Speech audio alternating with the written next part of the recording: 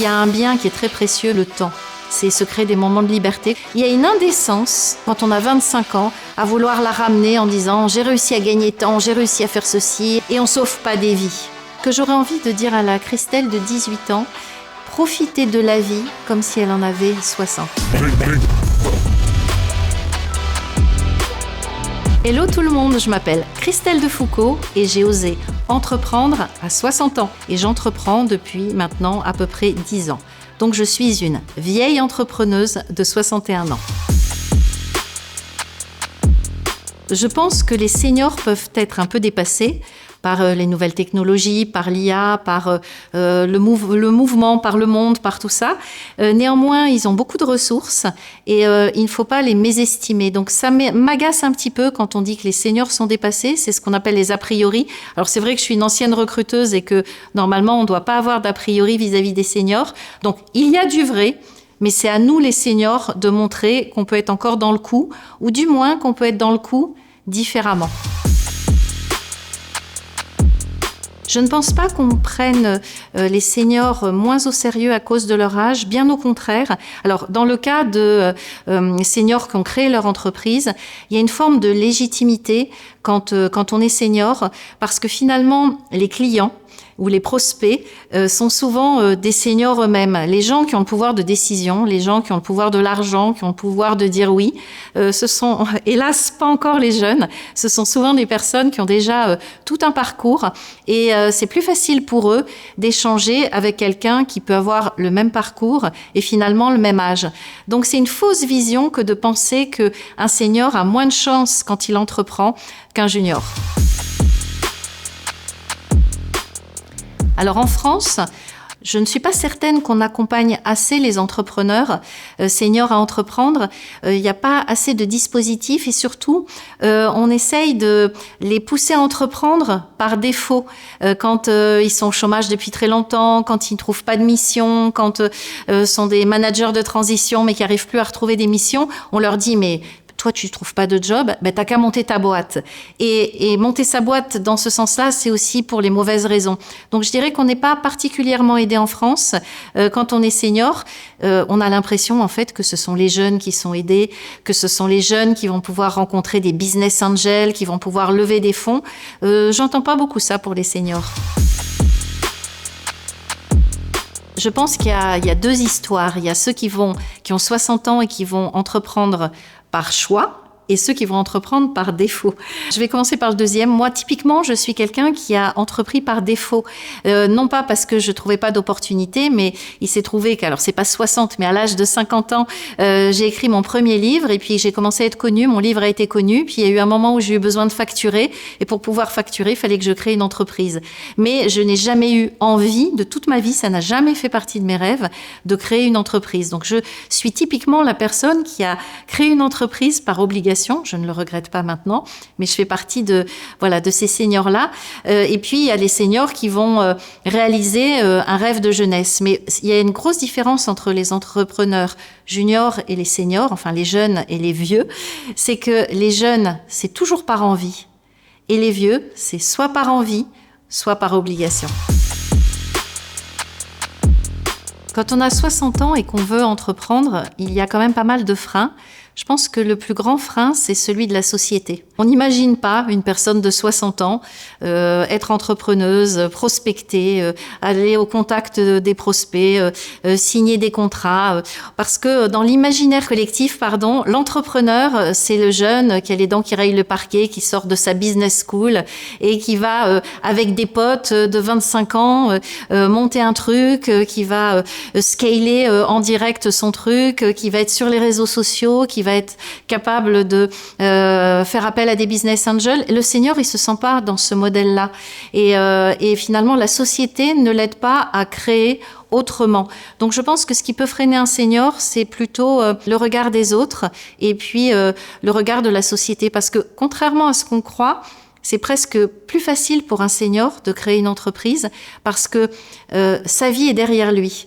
Il a déjà eu une belle expérience professionnelle, il a peut-être moins de besoins parce que ses enfants sont élevés.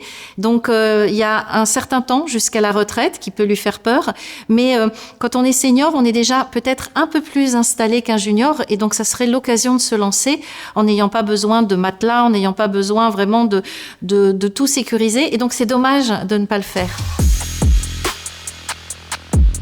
Moi, j'ai déjà été impactée par le regard des gens, non pas en signature, non pas vis-à-vis du client ou du prospect, parce que on est, comme je le disais lors d'une autre question, on est à égalité, mais peut-être dans des événements. Par exemple, quand on parle des réseaux sociaux, quand on parle de l'influence, quand il y a des rendez-vous d'influence, je suis pas certaine qu'on va inviter la vieille Christelle de Foucauld, même si elle a 300 000 abonnés sur LinkedIn. On va peut-être inviter une jeune de 25 ans qui vient de monter sa boîte et qui a 3 000 abonnés sur LinkedIn ou même 30 000, mais qui va faire beaucoup de bruit, qui va auréoler en fait son projet de sa jeunesse, de sa beauté, de son look, de tout ça. Et peut-être que à ce moment-là, on mettra Christelle de Foucauld senior de côté. Je voudrais pas parler au nom des seniors concernant l'argent. Personnellement, moi, j'ai entrepris à 50 ans pour pouvoir facturer, mais maintenant, à l'âge de 60 ans, l'argent n'est absolument plus mon moteur parce que justement, mes enfants sont élevés, ils sont éduqués, je n'ai plus les mêmes besoins. Et donc moi, je vais entreprendre par passion, je vais faire les choses par envie. Donc, je refuse plein de trucs, je refuse plein d'argent, parce que ce qui compte pour moi, c'est d'être alignée avec qui je suis, c'est d'écouter mon cœur. Et puis, il y a un bien qui est très précieux, mais ça, c'est lié à mon âge. Et je voudrais que tous les seniors qui regardent cette émission pensent à ça. On a un bien très précieux qui est le temps. L'avantage d'entreprendre, c'est que finalement, on peut gagner de l'argent, mais on peut aussi gagner une valeur qui est la valeur temps. C'est se créer des moments de liberté qu'on va pas pouvoir avoir en entreprise. Et c'est gérer son temps d'une certaine manière et pouvoir aller vers ses passions. Donc moi, plutôt que l'argent, je mets dans mes indicateurs, je vais mettre le temps et la possibilité d'avoir ce précieux temps. Je pense que la réussite a plus de saveur quand on en a 30. Parce qu'on a l'enthousiasme de la jeunesse. En tout cas, je parle me concernant. Moi, j'ai pas de réussir. C'est pas mon moteur, en fait. C'est pas ça qui va me pousser parce que je me suis réalisée avant. Et je pense que ça, c'est assez important. C'est que quand on s'est réalisé avant, il y a plus autant d'importance par rapport à la réussite et à l'image que ça donne. Quand on est plus jeune et qu'on n'a rien fait avant, là, ça prend une très grosse importance.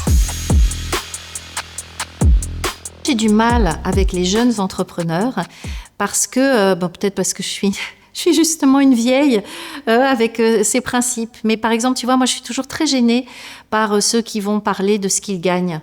Pourtant, on dit il faut parler d'argent, il faut parler de réussite, etc. Je trouve qu'il y a des moyens de le faire, des façons de le faire. Moi, j'ai été éduquée d'une certaine manière où on ne parle pas d'argent. C'est pas que c'est un sujet honteux, c'est que c'est une question de respect. Pour des personnes qui font des super métiers, hyper utiles à la société, je peux penser aux infirmiers, aux enseignants, et qui gagnent très peu d'argent. Donc je trouve qu'il y a une indécence quand on a 25 ans, à vouloir la ramener en disant « j'ai réussi à gagner tant, j'ai réussi à faire ceci, etc. Je vais vous montrer en direct et tout. » Ok, c'est fait, mais il faut penser que parfois cet argent est gagné parce qu'on va produire en masse des formations, parce qu'on va faire de l'influence et on sauve pas des vies. Et voilà, je trouve qu'il faut être plus fier de sauver des vies, même si on gagne un petit salaire. Alors, il y a une vérité brutale, mais qui ne concerne pas que les seniors, mais il y a une vérité qui est dure à admettre quand on entreprend, c'est il va falloir accepter la solitude. On est seul. On est seul face à ses échecs, on se lève le matin, on va pas voir nécessairement des collègues. Quand on n'est pas bien, on sait pas trop auprès de qui se consoler. On a un entourage, mais ça peut être un entourage de concurrents, et puis on veut pas nécessairement montrer aussi à son entourage professionnel qu'on réussit pas si bien que ça. Et finalement, il y a une forme de solitude quand on entreprend. Et ça, il faut le savoir, mais qu'on soit jeune ou qu'on soit plus senior. Les seniors sont néanmoins plus atteints parce qu'en fait, les jeunes savent se regrouper, savent créer des machines ensemble, savent beaucoup plus facilement s'associer. Ils s'associent entre eux d'ailleurs, et ils vont moins s'associer avec des indépendants seniors. Et je dirais que c'est plus compliqué pour les seniors de s'associer. Donc il y a quand même senior qui va aller avec solitude. Si demain une personne de 20 ans voulait s'associer avec moi, déjà je serais très flattée. Je ne sais pas ce qu'elle aurait à y gagner. Je ne serais pas à l'écoute parce que j'ai jamais eu envie de m'associer avec qui que ce soit. Ma grande liberté entrepreneuriale a été d'être seule. Ça m'a servi pendant le Covid. Je n'implique jamais que moi. Je n'implique que moi dans mes propos, dans mes décisions. Je ne me paye que moi. Et finalement, ça me donne cette liberté pour avoir du temps. Donc, je n'irai pas m'associer. Créer des partenariats, oui, mais une entreprise à deux, j'aurais pas envie de le faire. À 60 ans. Peut-être qu'à 20 ou à 30, pourquoi pas. Dire c'est trop tard pour réussir, tout dépend de ce qu'on entend par réussir. Est-ce que c'est réussir et faire en sorte de gagner beaucoup d'argent? Donc il y a peut-être un moment où c'est trop tard, j'en sais rien. Le trop tard pour réussir, c'est aussi réussir par rapport à soi-même et on n'a pas tous les mêmes critères. Je pense que quand on commence à être fatigué, quand on n'a plus envie de se lever le matin, quand des choses ne nous animent plus, à ce moment-là, il faut arrêter, il faut laisser la place aux jeunes, il faut aller faire d'autres choses. Moi, je m'en rends compte, par exemple, j'ai écrit des livres. J'ai écrit un premier livre, waouh, un deuxième, waouh, un troisième, waouh, le quatrième, ça m'a presque rien fait. Et j'oublie même de dire que j'ai écrit des livres. Bon, je vais pas me lancer dans l'écriture d'un 5e livre. Zéro intérêt. Donc voilà, il faut aussi prendre la conscience de ça. Pareil, j'ai créé une chaîne YouTube. Bon, ça m'a enflammé. Maintenant, j'aurais plus envie d'en créer une. Le podcast, c'est la même chose. Donc je crois qu'il faut aller vers ce qui fait vivre notre cœur, qu'il ait 60 ans ou 70 ans. Je dirais qu'il y a plus de chances qu'un senior réussisse par rapport à un jeune qui va entreprendre sur un secteur un petit peu classique, sur le domaine du conseil, parce que la seniorité va rassurer le client. Maintenant, quand on va être, si on parle de l'IA, si on parle de nouvelles technologies, si on parle de SaaS, de choses comme ça, je pense que le jeune va amener beaucoup plus de connaissances, beaucoup plus d'agilité dans ses outils et il aura beaucoup plus de chances de réussir. Et puis, il y a aussi la réussite qui va être visible et celle qui ne se voit pas. Le jeune a quand même un peu plus de chances sur les réseaux sociaux d'être visible et donc de donner l'impression de réussir. Je ne peux pas parler de l'échec et généraliser pour moi parce que moi je vois pas les échecs de la même manière que les gens. L'échec c'est juste un moyen de faire autre chose. Quand j'ai échoué quelque part, j'ai tenté autre chose. Donc l'échec ne m'a jamais fait peur. Je pense que ça peut peut-être... Alors, je pense que ça fait moins peur à un très jeune qui n'a pas de famille. Ça va faire moins peur à un senior qui a élevé sa famille et c'est derrière lui.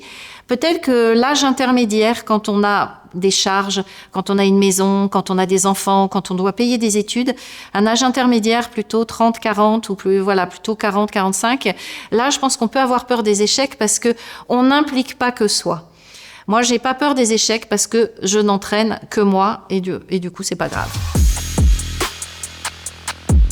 Si demain tout s'arrête, je ne recommence rien de professionnel. Si tout s'arrête, je me mets à fond au wingfoil, ma passion, et je m'entraîne et je vole sur l'eau et je fais donc autre chose, mais je recommencerai jamais un business. Je pense que la décision, je ne sais pas si c'est une décision égoïste, mais une décision que j'ai prise pour réussir, ça a été ma visibilité sur LinkedIn. C'est-à-dire que c'est quand même ce qui m'a permis d'être reconnue, c'est ce qui m'a permis de faire de l'inbound marketing et de ne jamais avoir à prospecter. Donc c'était quand même assez égoïste. C'est parce que je me suis dit, j'ai pas envie, à plus de 50 ans, moi je suis une ancienne commerciale en plus, j'ai pas envie de prospecter, j'ai pas envie d'envoyer des mails, j'ai pas envie de gérer tout ça, j'ai envie que les gens viennent à moi. Et donc être visible via LinkedIn, ça a été une décision égoïste. L'IA me fait peur, j'en ai déjà parlé. Ça ne me fait pas peur parce que pour les mauvaises raisons. C'est-à-dire que quand quelqu'un comme moi dit attention à l'IA, on se dit c'est une vieille, elle est pas au courant des nouvelles technologies. Et on me dit tu sais, il y a eu Internet et puis tu sais, avant on écrivait avec la plume et puis après on a écrit à l'ordinateur, etc. Sauf que déjà les gens ne savent pas que moi-même j'ai fait partie. Je travaillais dans les télécoms, donc j'ai été au démarrage, par exemple, du téléphone portable et de nouvelles technologies. Donc déjà, les technologies, je connais bien. Ce qui me fait peur avec l'IA, c'est l'IA générative. C'est la manière dont l'IA va récupérer de l'information. C'est le côté plagiaire de l'IA. Et c'est la pensée qui s'appauvrit et le fait d'aller vers une pensée unique, puisque les gens vont plus réfléchir par eux-mêmes et donc l'IA agrège du contenu. Et à un moment, le contenu, il est complètement identique, similaire. Et puis surtout, les gens oublient de penser par eux-mêmes. Donc l'IA, oui, pour plein de progrès technologiques, médicaux, etc. Pour écrire, pour penser, pour créer des ouvrages, pour être dans quelque chose d'intellectuel, c'est plus embêtant parce que quand un outil remplace un cerveau, ça peut être très grave. Ah mais moi je dis toujours que c'était bien mieux avant, mais parce que je suis une boomeuse sur LinkedIn et les boomers sur LinkedIn disent que c'était mieux avant, mais franchement c'était mieux avant. Ce que j'aurais envie de dire à la Christelle de 18 ans, c'est peut-être de moins s'inquiéter, d'être moins perfectionniste, moins pointu sur certains détails et de profiter de la vie comme si elle en avait 60. Parce qu'à 18 ans, on est jeune, on est beau, on a de l'énergie et on passe à côté de choses très précieuses. On a plus de mal à se mettre dans l'instant présent, à être en pleine conscience. Et on va le faire finalement à un âge où il y a des choses qui sont déjà trop tard pour nous. Donc j'aurais envie de dire à la Christelle de 18 ans, pense et agis comme si tu en avais 60. Je n'ai absolument pas peur que tout s'arrête, parce que si tout s'arrêtait, commencerait pour moi ma 4e vie. J'ai eu une première vie dans les télécoms, j'ai eu une 2e vie dans les RH, j'ai eu un accident de parcours à 50 ans, ça a été ma 3e vie entrepreneuriale. Et si là tout s'arrêtait, ça serait ma 4e vie. Et j'espère que ça serait une 4e vie en train de faire du wing foil avec une voile rose. Oui, j'ai déjà vécu des discriminations, mais paradoxalement, pas dans le business, pas pour signer des leads, pas vis-à-vis des prospects ou des clients. Les discriminations vont venir des autres entrepreneurs, plus jeunes, du regard des autres entrepreneurs qui vont se dire « Oh, c'est une vieille, elle est à la ramasse ». Moi, ça m'arrive très souvent sur LinkedIn où je vais avoir des influenceurs qui ont 10 fois moins d'abonnés que moi, 10 fois moins de viralité, qui vont s'inviter entre eux, qui me mettent de côté en se disant « Mais elle a rien compris, elle y connaît rien ». Alors qu'en fait, je donne cette impression-là, mais je connais très bien les mécanismes et du business et de LinkedIn, par exemple. Donc, c'est plutôt mes pairs, mais mes pairs plus jeunes qui vont me mettre de côté, pas les clients. La chose la plus ambitieuse que j'ai faite, c'était de me mettre sur un réseau social LinkedIn à 50 ans, de commencer à publier alors que je suis une brêle en informatique, que je déteste les réseaux sociaux, qu'à l'époque, il y avait très peu de gens qui publiaient sur les RH. Personne ne répondait aux commentaires et personne ne faisait de vidéos. Et moi, j'ai lancé en 2017 les vidéos sur LinkedIn en extérieur. Personne ne le faisait. Donc, je ne regrette pas ça parce que si je suis là aujourd'hui et si j'ai pu créer mon business et être connue, c'est grâce à ça.